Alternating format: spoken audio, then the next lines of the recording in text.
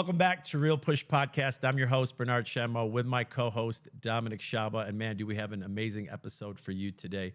Let me set the stage for this powerhouse who we are absolutely thrilled to share with you. He's an unbelievably successful entrepreneur. He's a philanthropist. He's an investor. He's the Chaldean Chamber of Commerce Business Person of the Year for 2023. His portfolio spans beyond multiple market sectors and multiple industries, generating over $500 million in revenue, over 3 million square feet of office space, over 600 employees. That list goes on and on. I think the thing that impresses me the most about him is who he is as a son, as a husband, and as a father to his 4 beautiful daughters. He is the CEO of the Boji Group, recently celebrating their 25-year anniversary. Please join me in welcoming Mr. Ron Boji. Ron, thanks for being with us. Thank you. Thank you, both of you. I guess, Bernie, after that type of intro, I can just drop the microphone and walk away. Not much more to talk about. Man, there's so much more to talk about. I didn't want to drag it on. I could talk about the petroleum business, the distribution business, and everything that you've done in your magnificent career. I want to start it off. You gave us a fantastic tour of the building.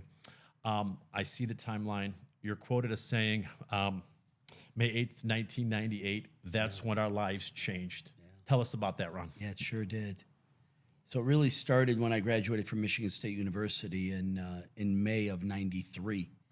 And it was a very instrumental time. I graduated with a construction management degree, and I really wanted to do something in the field. But at that time, I didn't want to go work for anybody. I got job offers from Walbridge, from different development companies, construction companies, but I wanted to be an entrepreneur. Right. My dad was a grocer as a Chaldean. That's what we know. Yeah. He didn't have any developments going on at that particular time. So I said, okay, I don't want to go into the grocery store. I felt very encaged, in 4 walls. So I went to somebody that means everything to me. I went to Father Manuel Boji, my uncle, my dad's brother, our vicar general. And I said, Uncle, I'm a little bit of a quagmire. I don't really know what to do. There's not something in the real estate development business for me to get into. He said, you know what, son? There's a fellow priest, Father Tom Simon. He's got a national computer chain. And Bernie, you remember a little bit of this because we had a little history in this one. And he says, why don't you go to Sacramento, California, look at it, see if it means anything to you, and go from there. So Dad and I flew to Sacramento, just enamored by it. I'm a pretty decent salesperson, so I figured, you know what, I could learn this. I can learn computers. Right. So I lived there for a year. Okay. I lived in Sacramento for a year. Dad and I drove my little Ford Mercury Tracer to Sacramento, went coast to coast, and lived there for a year in an apartment, a very humble living. I tell people today, the philanthropic give that Heather and I gave to Michigan State and Henry Ford that's been publicized was probably 5 times more the wealth that my dad and I had at that particular day. So I lived there for a year, and the Simon family told me, okay, you can open up a franchise, computer warehouse. We sold IBM clones, and they said you could pick from Grand Rapids, Toledo, or Lansing. And I picked Lansing. And we opened our first location in November of 1994. Little 3,000 square foot place. Just did great. Did really, really good. Nice. Moved to another location in East Lansing. And then we bought a building across the street from where we were in a shopping center. Bought that building, and it was about a 10,000 square foot building, the old Ingham County Democratic building. And then in 1997, we got an unsolicited offer for a sliver of land of that building and that property. Didn't know who it was. More money than we got than we had paid for the whole building. So we ended up finding out it was Rite Aid. So as the deal gets closer, my dad said, son, if we close on this deal, we are not going to take the money. I was a newly married man to a beautiful woman, Heather. We had a daughter of a year old, a little bit less, Madeline. We were living in a condo. And I said, Dad, I want my percentage, please, and I want to buy a home. He says, you will not have your percentage, and if you don't like it, you can leave. I said, okay, I'll take it and be with you. And he said, we're going to do a 1031 exchange. I said, Dad, what does that really mean? He goes, it's a real estate transaction. You don't take any of the money that you just made, but you put it into something else. So he said to me, I said, okay, Dad, what are we going to go get? He goes, well, you have to put 3 different things available. I said, okay, no problem. I looked at the other 2. I said, Dad, what's the third one? He says, go to downtown Lansing. We were on the south side of Lansing. And he goes, find the building that has a clock on it. I said, okay, Dad. Driving in that Ford Mercury Tracer. Called him up. I says, Dad, all these buildings in downtown have a clock on it. Yeah. He said, no, son. The one that has one on the top of it. I said, Dad, there's only one building on the top of it that has a clock. And it's taller than the state capitol. And there's no way that's the one, Michigan National Bank building. I said, Dad, you're going to make us bankrupt. How on earth are we going to go run some build? Don't worry about it. I got it under control. May 8th, 1998, on a Friday, we bought the building. Wow. Beautiful. Now, as we moved on the first few years, you've got to realize we paid next month payments with last month's next month's bills with the. Let me rephrase that. Go ahead. We were paying last month's bills with next month's rent. Got you. We were literally taking the money that we're about to get to pay the bills of the past. Got you. Okay. That's how tough times were. Tight. Yeah. So that changed. You know, from that day of May 8th to 1998 till today, Bernard, you said it wonderfully. We're in 4 different industries. We do a tremendous amount of revenue. We've got some unbelievable employees. We're in multiple states. And the story was written from that day. Love it. Beautiful. Let's talk Dom, real current quick, day. My apologies to cut you Yeah. off. He's got a current day question for you. I just want to peel some of that back, Ron, because it's so impressive. And then I know you want to get into the current day and what we've done here. Humble beginnings. You mentioned your uncle, who's actually celebrating 50 years with the diocese. We'll get into all that. You mentioned your philanthropic contribution to Michigan State. We'll get into all that. So there's a lot to peel back there. I love the story. Dom, you wanted to talk to him about modern day today. Current day today, Boji Group has recently invested over $100 million into the city of Birmingham. What's the thought process behind investing that much in this city? So the numbers are even larger, but it doesn't matter. But it's all about live, work, play, and the experience. Got you. So the city of Birmingham is one of the top 10 walkable communities in the United States. Oh, wow, I Not didn't in know the that. state of Michigan, in the United States. So when we put a real effort in 2018 to emphasize in Birmingham, we needed to understand, we looked at their 10-year past history. We looked at the forward 10 years of what is on track that the municipality really wants. And it needed an experience. And the experience that we brought here to Birmingham is RH. So Restoration Hardware is a nationally known, worldwide known furniture store. Correct. But they're more than just a furniture store. They're an experience. So you can go into these galleries. They're 50,000 square feet in size. They've got different aspects of designers that'll help you design your home from A to Z. They've got all the different fundamentals of home furnishings. And it's really climactic with the rooftop barista bar and restaurant. Gotcha. So Okay. you really spend an entire day. Many people come from outside of a 30-mile radius, sometimes even to the tune of up to 200 miles away. So there'll be lodging opportunities where they'll spend the night. People will come from Canada, from other states, and actually come to the facility itself. It'll be open in the fourth quarter of this year or the first quarter of next year. Beautiful. And RH spurred that experience to take place. So I've got great business partners. Again, many of my dad's Louieisms, which we may or may not talk about. One of many is pick your partner first and then pick your business. We're blessed to be with Victor Soroki, a renowned architect here in Birmingham. Yep. The Walbridge family, Ricoltas, they own Walbridge Construction, a multi-billion-dollar organization, and then former Congressman David Trott. So we've got a great partners to do that.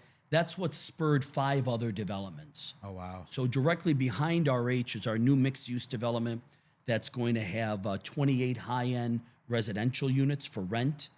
Okay. Kitty corner. Right, so on the corner of Old Woodward and Brown, where the Daxton is. Yep. The Oh, I know steel's exactly already where that being is. erected for RH. Directly behind it, to the west, is where our mixed-use development will go. It has about 45,000 square feet of office. We've got one whole user that's taken on the entire use, and then below-grade parking. Wonderful. So that'll be open first quarter of 2026. And you guys just before Birmingham, you had a nice footprint in Royal Oak, right? Yeah. Yeah. They were in Royal Oak prior to this at Birmingham. Oh, no way. And just to see the expansion is absolutely wonderful. Ron, let me ask you. Let's get into maybe Ron as an individual. We talk about all the success and all the leadership on the Boji Group and some of those cultivated relationships. A lot of times when you talk to famous athletes and successful entrepreneurs, they'll tell you it's not the destination or the end result. They'll tell you it's that journey to get them to where they need to go. Talk about that, and how do you sustain the hunger after having so many monumental victories? I think probably the most important item that I've been able to be very controlled about is I have a routine, and I stay to my routine. And I've got a phenomenal wife who keeps me grounded, because as you are able to create visions and opportunities and see them that can go on for generations to come, a lot of thoughts can go through your mind. Of course. Unless you have a great partner, as I do, and with the grace of God, many other people do, that allows you to be that grounded. But I have a routine, and my routine is around the people I surround myself. My routine is around the people that are part of my success. And it starts every morning, whether it's my workouts at a specific time of the day. Then I have my routine of how I come into the office. I have my routine on how I conduct my business. I have my routine on how I do things. Give us some detail. We were talking about this earlier. We were thinking about the daily routines of what you do. Before you do that, I got to tell you, your entire facial expression changed when you spoke about Heather, and you could see your face, just a whole different demeanor. It was nice to see, because I know that I know how close that is to you and how important. And Dom's right. I think when Dom and I were talking, every successful person we've seen or had the opportunity to interview, it all starts with that morning routine. Consistency. Anything you do mentally to stay sharp. I know you work out a lot. I know you used to play basketball. We might dig into all that, but anything you can give us there? So the routine has to start with the right diet, the right exercise, and the right frame of mind. Life is not perfect. Life doesn't always go your way. How do you handle the challenges that are brought upon you? Dad would put me in uncomfortable situations, not to see if I would fail, but it's to see how I could succeed. And he would always be there if I was not able to move forward.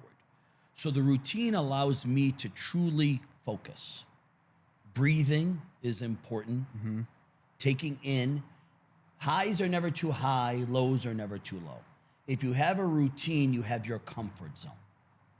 So with that routine comes fundamental aspects that are the core of my success. Gotcha. So many of those routines deal with set meetings, set different types of environments that I know.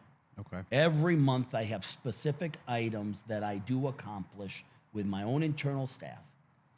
Another item, which is part of my success, is the relationships that I've created and the networking over 25 years. So being in the political arena, that's really allowed me to expand my horizon and be within reason a phone call or two from getting to know somebody. Do you enjoy that political arena? I think it's the fire in my belly. Is that is it? So many times when I was younger, I wanted to be a state senator. Gotcha. Okay. So now I own the state senate building. So I think I didn't fill the part too well about being one. I figured I'd own the building of it. A Ronism, for the sure. Louieisms we'll talk about. We'll make that a Ronism. Speaking of journeys, I want to get a little insight of the journey from MSU building construction management graduate to a multi-million-dollar company. Yeah. Some of the struggles, some of the thought processes when you were younger getting into this. Was dad right? Is this the right angle? So you've got to follow your faith. You've got to follow your gut. You've got to dot your I's, cross your T's, measure twice before you cut once. But there are mistakes that are made. There are mistakes that are made. And you've got to learn from those mistakes. There's no one way to get to success. Gotcha. There's not, it's not a book. It's not a book that you can just read and say, okay, I've read this book. of Warren Buffett and how he accomplished all of his wealth, which many people don't know. He accomplished all of his wealth after the year of 53 years old. Oh, I did not know that. He created more of his wealth after 53. So if you look at that kind of understanding at the age of 55, I got a pretty decent chance right now. I'd say more than a pretty decent chance. Yeah. It's success comes with really the people you surround yourself around. There's no way I could have accomplished a tenth of what I have if it wasn't for the great partners that I have, which ironically, some are family members by marriage. I do not have a brother. I have two wonderful sisters. Okay. Great partners that I have. My dad's a big believer in attorneys. I don't know why, because he is one himself. Three of my business partners are previous attorneys of ours. Okay. And we brought them out of the law practice. So I'd probably say for anybody else out there listening to, what is the real way of success? I think it's having the passion inside of you and really wanting to do what's right. This day and age, I don't look at what is the actual return. I look at what is the impact. But did you before look at the actual return before the impact? You had to. Gotcha. You had to. But then there are times in life that you turn the corner. And I think in our family, there was another date specific back in 2015 when we did our largest transaction, which was the state Senate building, when we were able to do that development. And that changed a lot. From 2008 to 2015, there was a lot of different successions. So it was a level up for sure. It was a level up, and you've got to take that experience, be humble about it, understand what it is, and then maximize the opportunity. Ron, great breakdown. I love the timestamp there to kind of shed some perspective on the journey. I want to elaborate a little bit more on Dominic's question, maybe press you a little bit, but not really. They say if you want to impress someone, show them how great you are. And I think without having to do that, you've actually done that. They say if you want to impact somebody, tell them a story about some of them or some of the imperfections or some of the challenges, anything specific on your journey, a particular incident where you would say, man, this was the one when I got over this, when I was able to overcome it, really catapulted myself and our company to the next level. Probably got a few. I think one of the more important parts of our organization is its diversity. So economic times come, and they come in waves of a downturn in the economy and an upturn in the economy. Being in 4 different industries allowed us to become diversified where economic turns did not impact us as much. Oh, wow. So that was my dad's foresight. After buying the tower in 1998, we quickly pivoted in 2004 as we celebrate our 20th anniversary, and we bought a distribution company from Spartan Foods, which my brother-in-law Hani runs along with our business partner Neb. That distribution business brought us a lot of unknown opportunities. Okay. 2 years later, in January of 2006, we entered into the petroleum industry in North Carolina that we sold a couple years ago and now own a substantial amount in Michigan, Minnesota, and South Dakota. But that was the third industry coming in. And then the fourth industry, which was owned originally, the first out of now 8, was again my brother-in-law, and that's the lodging industry. Okay. So I tell you all of this because what we did is by being diversified, we were not dependent upon one revenue stream. Smart. In case one, It's important because, I commonly talk to people that have seen some success, and I say there are 2 things. People talk about cash is king. Cash flow is king. Yes, sir. Cash flow is king. So we have industries that generate cash flow, and we have an industry that brings generational wealth. So if you have that kind of combination, it's a very powerful 1-2 punch. And that doesn't happen over time. No, you get to spread the risk. You do. Yeah. You to do. spread the risk. And I'll always have said, and I say it all the time to them, my greatest partner is our bankers.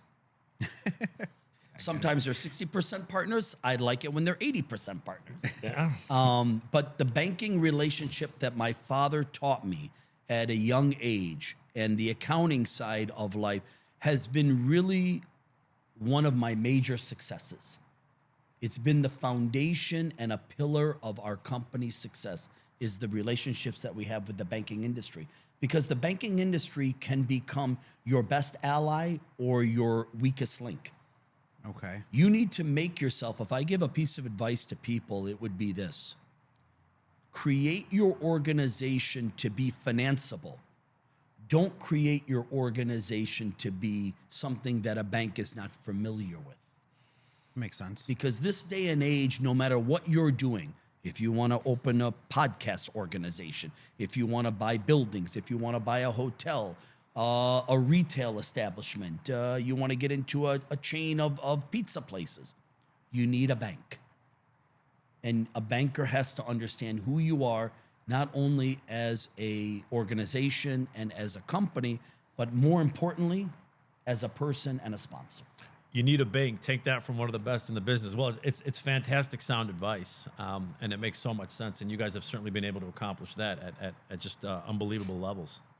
A little switch gears here. Got a couple notes that I wanted to ask you about. You were recently interviewed about your philanthropy, and one of your answers kind of intrigued me. I'm gonna quote this. You had said, "From the root of the Lord, it's not measured monetarily by time, but by time, lessons, wisdom, and skill." Now, I know how important this is to you and your family, but how has that altered your life, and what lessons have you obtained? So philanthropically is probably the greatest gift the Lord can give upon someone. Okay. And I feel the Lord gives it upon those who understand how valuable of a gift it is. Because philanthropically does not necessarily mean only your name and your wife's name on a building. Philanthropically can be you're walking on the streets and you see somebody who is of need. They may not be asking you of need, but you know they are of need, and you help, and you do it discreetly. So I think what's happened over time, and of course some could say, and it is true, it is a part of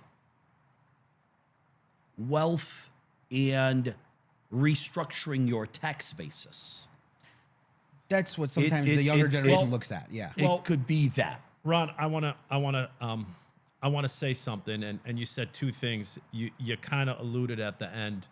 It could be a restructuring, and you said something that hits home to me, and I'm gonna share it. So some people might say it's reinforcing the status quo, but I want to tell you guys a story about Ron. And I recently had an uncle who succumbed to ALS. He's Heather's uncle, and he's Ron's uncle, and.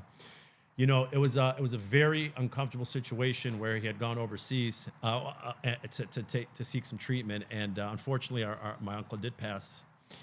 And without hesitation, without thinking twice, without blinking an eye, it was Ron and Heather, and they came to the forefront and provided so many resources that put the entire family in a much more comfortable position. It allowed my uncle to be flown back privately, and not too many people are blessed to have those resources. That was done discreetly. That meant the world to us, and we love you for it, man. And Beautiful. it's about your time. It's about you doing it under the radar, and that meant the world to us, man. Thank you, Bernard. It's a beautiful thing. Yeah. God rest Yeah. his soul. Yeah, God. Thank you. Let's lighten up the mood a little bit. I want to talk about a couple other things, and then I know you're a busy man, but you've talked about it. You've said it over and over. I don't think anything else needs to be said about Ron Boji and the Boji Group and the successes and the timeline, and the future projects. We'll ask that. Want to talk about family real quick, man. By the way, when we talk about family, me and you have had some, you see Ron dressed up, guys. You see him with his, whatever it may be he puts on, but I've gotten down and dirty with this guy. We've gone canoeing. We've trekked through the mud. We've played football. That's awesome. We've had a lot of times where we've been gotten rowdy. Did you play basketball as an athlete in Michigan I State? did. I You did. did, right? I played at Andover High School. Yep. Then I got some scholarships to go to Division II over at Albion, but I decided to go to Michigan State, and I walked on. I guess I wasn't like Ishbia that was able to walk on and be successful. But yeah, I tried it, and I had a lot of fun. And I think that was about 107 years ago. But it was exciting, and I still play a little bit. But yeah, basketball means a lot to me. Michigan State means a lot to me. It does. You still Michigan got some State of means those relationships. Tom Izzo, Ishbia, you talked to those guys? Yeah, quite a bit. Steve St. Andre and all of that. Michigan State means a lot to me. Yep. That's why Heather and I did what we did. Henry Ford Health System means a lot to me. They saved my dad's life. That's why Heather and I did what we did. But Michigan State is forever ingrained in my mind, in my thoughts, in my future, and in my success. Well, you didn't say him. I'm going to say him, and then we're going to get to the family piece, okay? Church 70-room retreat, $5 million endowment to MSU, Henry Ford Medical Centers, multiple other philanthropic causes, your time, your experience, and your mentorship. So we're absolutely grateful for you. I'm sure these recipients are grateful for you. Let's talk family real quick. You mentioned multiple times your father, Louie. We'll get into the Louieisms. You have an amazing wife, Heather. You have 4 beautiful daughters, Isabel. And a Madeline, son-in-law. and a son-in-law. And a son-in-law, Paul. PQ. Madeline, Isabel, Evelyn, and Grace. Yeah. Can't overlook your uncle who celebrated 50 years in the Archdiocese. Let's talk real quick, shed some light on the people that bring you absolute bliss and joy in your life, that help you do what you do. So it always starts and always will with my wife, Heather. We're best friends. We have a lot of fun together. Life isn't always perfect as a husband and wife. Those are the challenges that you endure, but that's what makes it even more fun, making up and talking about why it got to this situation. So that's been exciting. It's been unbelievable. Man, I love seeing And you 4 glow. beautiful daughters. My God, these women. My Madeline, she's a PA, just got married to a wonderful gentleman, Paul Carana. He's studying at Wayne State, admiring and wanting to be an attorney. Didn't he MC the wedding? He did. He did. Okay, I was about to say, I heard of that. He Okay. did. My Isabel graduated from Michigan State a year ago in May. She started her own company, Linked B. She does permanent jewelry. I'm so proud of her because truly she graduated with a sociology degree and she's starting a business. Let's She's go. understanding what a balance sheet is all about and an income statement and profit and loss and opening up an account. And then you have Grace. The youngest? No, Second. Evelyn's the youngest. okay. So Yeah. Grace is a junior at Michigan State. She aspires to get into building construction management. Uh-oh. Daddy's rich. And in her mind, she thinks she will run Boji Group. But as she knows very well, she will not come into Boji Group until she graduates and works at least 5 years with another organization. I've done a lot of work and understanding 3rd, 4th, and 5th generation companies. The Shostak family, Bobby Shostak sits on my board. The Ricolta family with Walbridge. To bring your child in right away is not right. Let them learn from others. That's what I was going to ask. So what's the thought process Let behind that? let them learn from others. I've learned that from 3rd, 4th, 5th generation companies because we all know 2nd generation companies can be successful. Most of them are not. Very rarely do they get to a 3rd and 4th generation. Ah, got you. Then I have my Evelyn, which next week will be turning 12. She's made me another father. She's made me understand what a parent is all about again. You know, going through all those 60, 70, 80-hour work weeks with Madeline and Isabel, they did not get a chance to have me at home for dance and soccer and everything. Grace was a little 50-50. But Evelyn, she has me at hello. Those are the 4 beautiful daughters. Love it, love it. She shed some light on. Now, do you feel like you would have spent maybe I wouldn't say spent, but she's the one that brought the attention to saying, man, this is what it's all about. I absolutely love this. This is better than anything else. Yeah. Ron, real quick, your hero, your mentor, your father. We toured the building. We saw the Louieisms. I got a bunch of them written down, but we've said a few of them throughout this podcast. Shed some light on him real quick, man. So Dad was an immigrant from the country of Iraq. He brought me when I was 100 days old on December the 18th of 1968. He had the shirt on his back, maybe a couple of dollars, but what he had, which is like many of our people in our community, he had a lot of pride, family that stood behind him, but he had guts. He had guts. And what I think he had more than anybody else was, I don't know how he did it, but he could see tomorrow today. Elaborate. When I look back at time and I say, how did he make that calculated decision? Is mind-boggling. And he made these calculated decisions in a way that, if you look at it today, make all the sense in the world. But he did them 30 years ago. 68, 70s. He did them in a time frame that is not common today. And I laugh some days internally at what he did, and I'm doing them today. His little ways of reading spreadsheets, and I'd say, Dad, why do you want the big paper? He was 55 years old. Son, because I need bigger paper. I cannot read this. I tell my staff, bring me the bigger paper. Yeah. He'd get a ruler so that he could see the line on this. My staff brings me a ruler. I can see him doing So that. he was able to understand the future. And that's why when I look out here and I see the mural that we did in the building that we dedicated to him, A Father's Dream, if you take a moment and read the words, it is not Louis Boji as a father. It is a father. Ah, okay. And it is a common father. But that kind of fortitude, that kind of intuition is really somebody that we should all look, not necessarily up to, but look to aspire to have that kind of relationship with his family, Yeah. with the Lord, and probably one of the more important, with the community.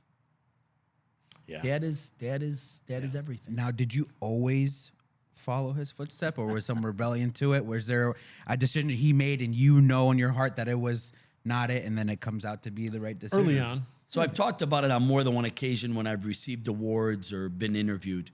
My father hired and fired me 3 different times. In the Boji Tower up on the 23rd floor, on the basement, we would get a call from a tenant on the 23rd floor and say, what is all of that noise in the basement? It was my dad and I having a very passionate conversation. Passionate. Passionate like Chaldeans do. Just like a Chaldean passionate conversation. Although would say it's a slugfest without using your hands. Yeah. But I'm not joking. He literally would tell me to leave the building, have me escorted by one of our property management people, Keith Kelly. Wow. Who did it as more of a, Ron, you need to just get away right now. Yeah. And then commonly what would happen, Mom would call Dad and say, Elia, he's your son. He's your only son. What are you going to do with him? Why won't he listen to me? And she would say, do you ever think maybe listening to him once, maybe he's right? Younger insight. Mom knows best. Mom knows But best. were you right in those occasions? I'll say it as my dad would say it today, if he could. I gave my son a foundation.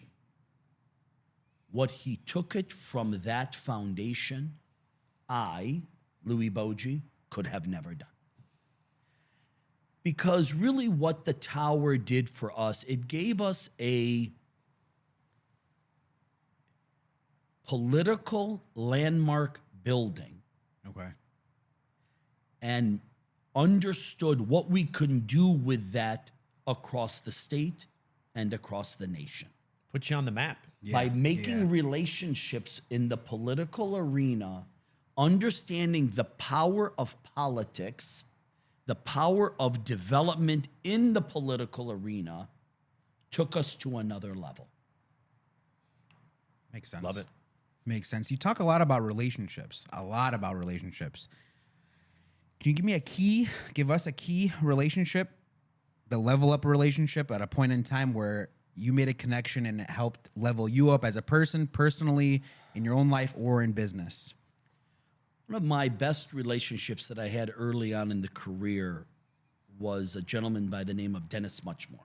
Okay. Dennis Muchmore was, and it's been written about in multiple outlets. When we bought the tower originally, Dennis Muchmore was a lobbyist with Muchmore, Harrington, and Smalley, a lobbying firm in our building. And I came across him by accident. I got lost in my own building. And I was going up and down the staircase trying to find a door open because none of the keys would work. And I popped open into his office. 3 hours later, I remember this. he explained to me what we truly had bought. And I talked about it a second ago. He said, you could have done very well in the building. You can do very well in their building, lead a good life, or you can understand what kind of political capital this building truly is. And Dennis became then the chief of staff to Governor Snyder. Okay. Dennis ran multiple organizations. He's an Oakland University trustee. He was probably the first person that let me better understand what the political arena is all about. Introduced me to the DeVos family, Betsy DeVos, who was the chairwoman of the Republican Party. Big presence in Grand Rapids. Big presence in Grand Rapids. Yep. Big presence in multiple arenas, obviously with Amway and the DeVos and the Van Andel families. Sure. So I started to understand what that was all about. Another great mentor of mine is Bobby Shostak. Okay. The Shostak family, fourth generation company, renowned for their real estate development, but also their fast eateries. They've got a few hundred fast eateries. And he sits on my board. He is really the person that I lean upon. Okay. That I really lean upon. And as an outsider, I would say the third one is a close friend of mine, and his name is Sandro Danello. Sandro is the president and CEO of Flagstar Bank. And Sandro and I have become very close. And that kind of relationship is one in a million. Yeah. Where you can have that kind of banking relationship where he entrusts me to make the right decisions and for both of us to be successful. What an asset. Well, it also ties into your what you said earlier in those relationship with banks. You know, building those relationships. Dad would say this at a young time of ours. Son, when you owe the bank $2 million, you don't sleep at night. When you owe the bank $200 million, they don't sleep at night. Son, we sleep very well at night. Yeah. You know the difference. Makes sense. Makes sense. That's a great quote. We're gonna leave you with a couple questions, and we're gonna wrap up here. But I wanna say a couple things. You just talked about a mentor. What have you been doing to mentor some of the up and coming entrepreneurs, and what does the future look like? Any projects you can give us some insight to on the Boji Group? So mentoring is a very important facet to me. As we talked about some of the Louieisms, Dad talks about there's no greater warmth in your heart than for someone to come to you for advice or help than you in turn needing to go to someone. So I have about 6 different individuals that I meet with on a quarterly basis and mentor them. Okay. And sit down with them. And I would say the people that have come over time and the people that are currently with me doing that have all come to me upon a request. Can I please sit down with you? Gotcha. And within reason, there is no one I will not. Within reason, there's no one I will not. Because I don't think if anybody comes to you, they've already researched it enough to know you well enough To request. to request that. So mentoring is very important. It's another part of philanthropic giving. Yeah. Philanthropic is not always about a dollar. It is more precious. It is about your time and your time of your knowledge and your past experiences to help them. The fun part. What are the upcoming projects? So I'll go by regions. Please. So by region, here in the Birmingham and Oakland County, there are 6. 5 here in the city of Birmingham. We're sitting in one of them here on Maple and Old Woodward. Just down the street to the north, next to Market Restaurant, is our new mixed-use development that has Sammy I from Phoenicia and Forest. He's opening Wilder's restaurant. Second floor is office, third floor is residential. We just developed our 220 building here in Birmingham, 55,000 square foot building we bought vacant. Unbelievable how it was vacant, but it was owned by a 92-year-old gentleman who fully leased it up. Did the former Linda Dresner here in Birmingham. Redid it for Serena Lilly. And then obviously we talked about RH and the mixed-use development behind it. We're going to be announcing very shortly a major development in Pontiac. As you probably have read, the county has made a big investment in Pontiac with the former Phoenix Center, the parking deck that's dilapidated. Big spot over we there. We own all the adjacent property around it, and the county and us are doing another private-public partnership. Can we pry a little bit? Huh? Can we pry a little bit about the? Yeah, maybe. So, and then an exciting one, if I go back to my roots, is downtown Lansing.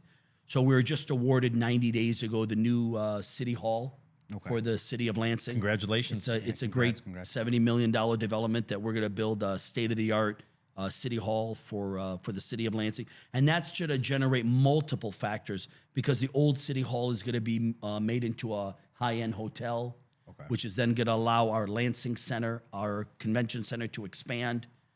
We've got about 100 residential units that we're bringing online to downtown Lansing. So it's our roots. It's our roots, and it's exciting. We've got a nice development in Royal Oak that we're doing, 60-unit residential from ground up. So there's a good amount of developments that we're doing, but we're very calculated. It's a very tough time. Interest rates are at an all-time high. They could be dropping, but they're at an all-time high. Construction prices is at an all-time high. Yeah, that's true. If you cannot generate the revenue stream and the rental rates, you can't make a deal happen. Doesn't make sense. Doesn't make mathematical sense. We know the. Thank you for that beautiful breakdown, by the way. Good to see you go back to your old roots. Good to see you spending more time in Birmingham and Royal Oak. You know, we had the Louieisms. I thought of a Ronism when you said Pontiac, and I know this is going to resonate because we say it within the cousins and our community. It was "Have a nice day, cafe." Do you remember that? That's a Ronism. That's a Ronism. I don't know. He told me that. I just came up with it. I don't know. He came up with it when we would talk to Ron about something, and we would say, "Ron, what do you think of this?" And his way of telling us to piss off is "Have a nice day, cafe." Then I would walk away, and I go, and they would go, "I guess he didn't want to talk about it anymore." And "Have a nice day, cafe" was a bar in Pontiac at the time. So that's why we referenced it. Fantastic stuff. Love the mentorship piece. It's so important to pay it forward. You've certainly displayed that. I love what your daughter Grace said about you during her segment in the Chaldean Chamber of Commerce Business, 2023. Congratulations on that. Congratulations on 25 years with the Boji Group. She said our father has taught us three things. He's taught us faith, family, and friendship. Awesome. You simply spoke about that today. You certainly were able to get into that. Dom, did you have anything else you wanted to ask? I got one Ron? last question. We'll sign off, and you probably see this coming. One piece of advice, young entrepreneurs, people trying to make their name and their brand out in this day and age, and young mentors. Give us one piece of advice that you would tell them now in this day and age. Stay strong to yourself. Understand who you really are and be that person for the rest of your life. Don't try to imitate or mirror someone else. Understand who you are as a person. Be you. Be true to yourself and go forward. Beautiful. That's all. I have one item, if you don't mind. Go ahead. Please. Bernard, There we go. This is my type of stuff. I'm very proud of you. Many years ago, me and you had conversations about your future. And I always felt then, and during that time, and even as we presently talk, your aspirations can be so much. I wish we would have been together more. I wish I could have sat with you and done things with you because I see a spark inside of you shown by today. And I couldn't be more proud of what you've become as a husband, as a family man, and an entrepreneur. And if there's anything in life you need from me, I'm always there for you. Wow, my brother. It means the absolute world to me. And thank you for saying that. And let me tell you, even though we didn't have as many conversations as we should have or wanted to have, I was always keeping an eye on what Ron was doing, and I always perhaps wanting to set the example that you were setting. So you've been an inspiration. You'll continue to be an inspiration. And it's never too late to have those conversations. That is Ron. true. It's never That too is late true. to have those conversations. Today is one brother. of many now coming up. Today's one of many. We are talking to Ron Boji. Thank you so much for joining. Thank you, Ron. That is Dominic Shaba. I'm Bernard Shemo. Ron, we got to get you on social media. If you do want to follow the Boji Group, they are on social at the Boji Group LLC. If you also want to follow, is it Isabel? Link B at Link B. We're gonna put that. We're gonna put shout out to Isabel. Isabella. She's got her new website. She just We'll launched put it. that link on there. To our some love listeners, to if that. you like what you heard today, please make sure to share it and give it a like. Dominic Shaba, as I said, Bernard Shemo, the one and only Ron Boji. Whatever life throws at you, keep pushing. We'll see you on the next episode.